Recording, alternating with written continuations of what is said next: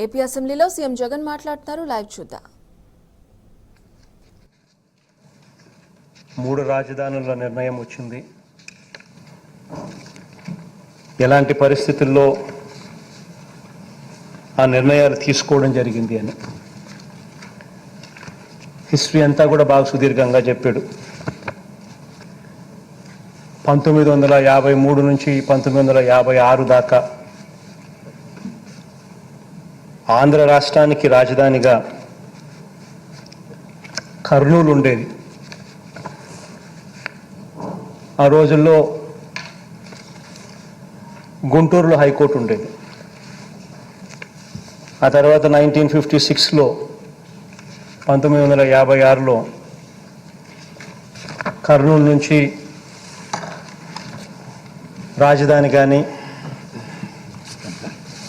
గుంటూరు నుంచి హైకోర్టు కానీ రెండూ కూడా హైదరాబాద్కు ఏ రకంగా తీసుకొని పోవడం జరిగింది. తీసుకొని పోయేటప్పుడు ఈ మాదిరిగా జరిగింది కాబట్టి అక్కడ ప్రజలకు వాళ్ళ ఆకాంక్షలను పరిగణలోకి తీసుకొని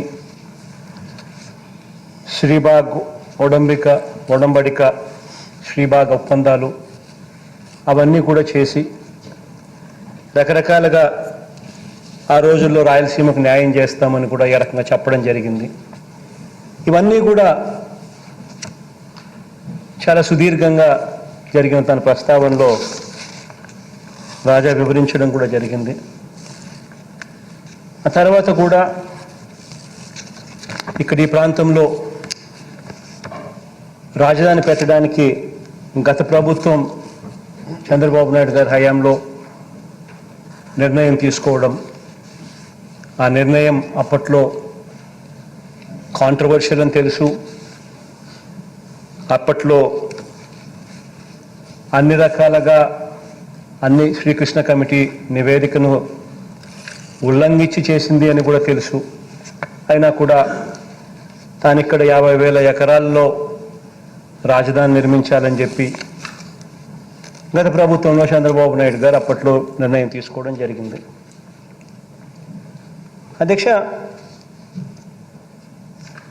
నిర్ణయం తీసుకోవడం వల్ల ఈ రోజుకి కూడా నేను చెప్తా ఉన్నా అధ్యక్ష, ఈ ప్రాంతం అంటే నా ఇల్లు ఇక్కడే ఉంది. ఈ ప్రాంతం అంటే నాకు ఎటువంటి వ్యతిరేకత లేదు. నా ఇల్లు ఇక్కడే ఉంది. ఇన్ఫ్యాక్ట్ ఈ ప్రాంతం అంటే నాకు ప్రేమ కూడా. కానీ ఒక్కటి ఆలోచన చేయాలి అధ్యక్ష, ఇక్కడ ఈ ప్రాంతంలో నీదర్ ఇస్ దిస్ ప్రాంతం అటు విజయవాడ కాదు, అటు గుంటూరు కాదు. ఇక్కడ నుంచి గుంటూరు చూసుకున్న 40 కిలోమీటర్లు, విజయవాడ చూసుకున్న దాదాపుగా మరో 40 కిలోమీటర్లు.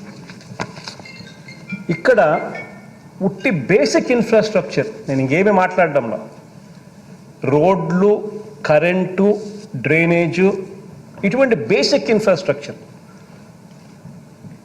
ఎస్టాబ్లిష్ చేయడానికి మాత్రమే అయ్యే ఖర్చు వీళ్ళ లెక్కల ప్రకారమే, గత ప్రభుత్వపు లెక్కల ప్రకారమే ఎకరాకు 2 కోట్ల రూపాయలు అని చెప్పి లెక్కేశారు. 50,000 ఎకరాలు ఇంటూ 2 కోట్లు అంటే 1,00,000 కోట్ల రూపాయలు అని చెప్పి లెక్కేశారు అధ్యక్ష.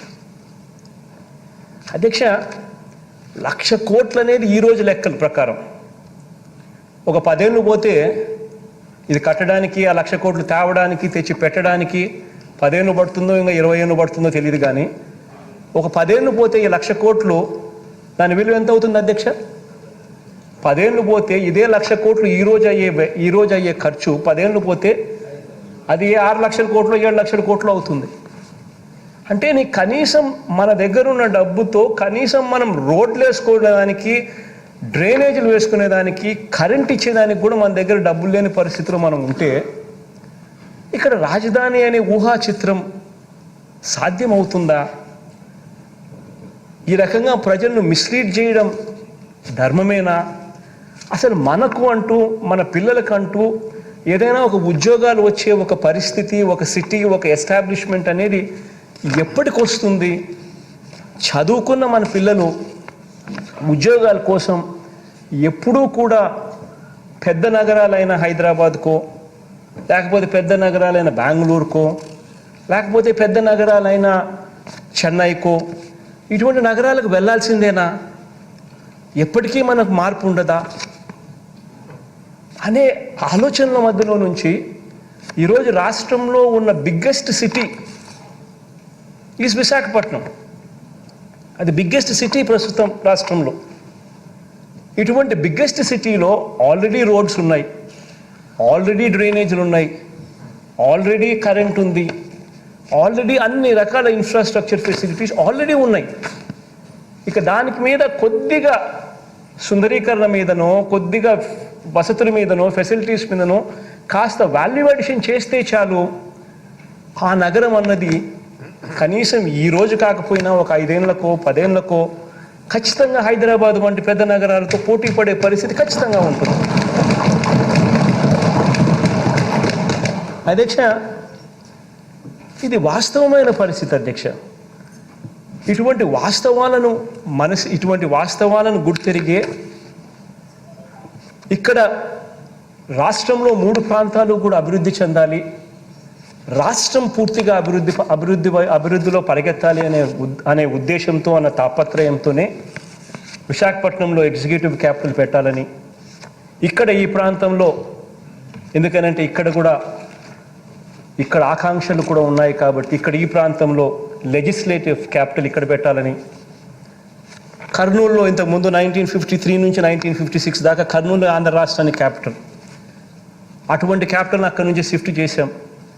వాళ్ళ ఆకాంక్షలు కూడా ఉన్నాయి అప్పటి నుంచి, వాళ్ళ ఆకాంక్షలను కూడా పరిగణలోకి తీసుకుని వాళ్ళకు మంచి చేయాలనే ఉద్దేశంతో అక్కడ హైకోర్టు పెట్టాలని, జ్యుడిషియల్ క్యాపిటల్ కర్నూలులో పెట్టాలని, 3 ప్రాంత ప్రజలకు కూడా అన్ని రకాలుగా డీసెంట్రలైజేషన్ ద్వారా మంచి జరిగించాలి అనే తాపత్రయంతో అడుగులు ముందుకు వేశాం అధ్యక్ష. అటువంటి పరిస్థితుల మధ్య ఈరోజు ఏమేం జరిగాయో మన కళ్ళ ముందునే చూస్తూ ఉన్నాం. ఈ దాదాపుగా ఈ 1.5 సంవత్సరం 2 సంవత్సరాలుగా ఈ ఆలోచన మనం చేసినప్పటి రోజు నుంచి చూస్తే ఈ 2 సంవత్సరాలు 1.5 సంవత్సర కాలంలో రకరకాలుగా దీన్ని వక్రీకరిస్తూ, రకరకాలుగా దీన్ని ట్విస్ట్ చేస్తూ, రకరకాలుగా అపోహలు క్రియేట్ చేస్తూ, రకరకాలుగా న్యాయపరమైన చిక్కులు క్రియేట్ చేస్తూ రకరకాలుగా దీనిని తీసుకొని పోతా ఉన్నారు అధ్యక్ష. ఇటువంటి నేపథ్యంలో అధ్యక్ష ఈ ప్రకటన నేను చేయాల్సి వస్తూ ఉంది అధ్యక్ష. రాజధానుల వికేంద్రీకరణ బిల్లు ఆమోదం పొందిన వెంటనే 3 ప్రాంతాలకు న్యాయం చేసేలా 3 రాజధానుల ప్రక్రియ ప్రారంభమై ఉంటే ఈరోజు దాని నుంచి మంచి ఫలితాలు ఈపాటికే అందుబాటులోకి వచ్చి ఉండేవి. నాటి శ్రీబాగ్ ఒడంబడిక స్ఫూర్తితో వెనుకబడ్డ ఉత్తరాంధ్ర సహా అన్ని ప్రాంతాలు కూడా సమాన అభివృద్ధి చెందాలన్న ఆకాంక్షతో వికేంద్రీకరణ బిల్లుని ప్రవేశపెట్టడం జరిగింది. గతంలో కేంద్రీకరణ ధోరణులు ఒకచోటే పూర్తిగా కేంద్రీకరణ అయిన పరిస్థితుల మధ్య కేంద్రీకరణ ధోరణులు ప్రజలు ఎంతగా వ్యతిరేకించారో 2019 సార్వత్రిక ఎన్నికల్లో ప్రజలు ఇచ్చిన తీర్పు ద్వారా ప్రస్ఫుటంగా వ్యక్తమైంది. మరోసారి హైదరాబాద్ లాంటి ఒక సూపర్ క్యాపిటల్ మోడల్ వద్దని, అటువంటి చారిత్రక తప్పిదాన్ని ప్రభుత్వం పాల్పడరాదని ప్రజల తీర్పు స్పష్టం చేసింది. కాబట్టే వికేంద్రీకరణ సరైన విధానం అన్నది బలంగా నమ్మి అడుగులు ముందుకు వేశాం